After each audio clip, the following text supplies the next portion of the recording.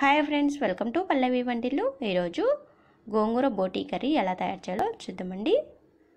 ముందుగా బోటీని సన్న సన్న పీసెస్లా కట్ చేసుకొని వేడి నీటితో బాగా క్లీన్ చేసుకొని పక్కకు పెట్టుకోవాలండి. నేను 300 గ్రాముల బోటీని తీసుకున్నాను. ఇలా క్లీన్ చేసుకున్న బోటీని ఒక కుక్కర్లో వేసుకొని కొద్దిగా పసుపు, కొద్దిగా సాల్ట్ వేసుకొని ఇవి మునిగేంత వరకు వాటర్ వేసుకొని ఒక 5 లేదా 6 విజిల్స్ వచ్చేంత వరకు ఉడికించుకోవాలండి. మంటని లో ఫ్లేమ్లో పెట్టి బాగా ఉడికించుకోండి.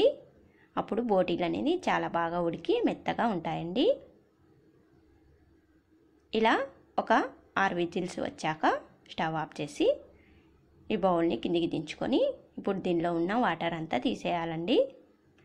ఇలా వాటర్ అంతా తీసేసి ఈ బోటీని పక్కకు తీసి పెట్టుకోవాలి. ఇప్పుడు గోంగూర పేస్ట్ ఎలా తయారు చేయాలో చూద్దామండి. ముందుగా గోంగూరని ఒక 4 కట్టలు తీసుకొని కాడలతో సహా ఒలుచుకోవాలండి.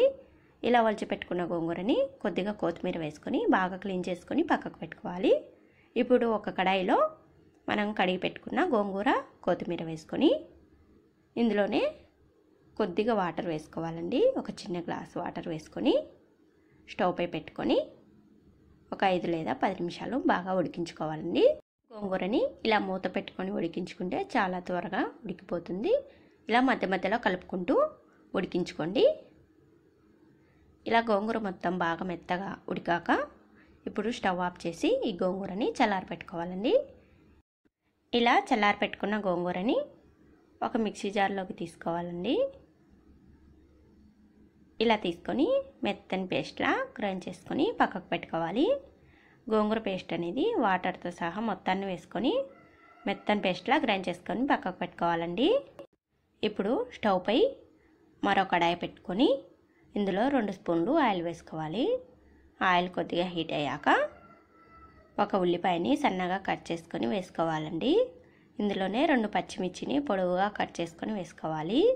ఇవి 2 బాగా ఫ్రై అయ్యాక ఇందులోనే 1 స్పూన్ ఫ్రెష్గా దంచి పెట్టుకున్న అల్లం వెల్లుల్లి పేస్ట్ వేసుకొని కలుపుకోవాలండి. ఇలా కలుపుకొని ఇవి కొద్దిగా ఫ్రై అయ్యాక ఇందులో మనం ముందుగా ఉడికించి పెట్టుకున్న బోటీని కూడా వేసుకొని ఫ్రై చేసుకోవాలండి.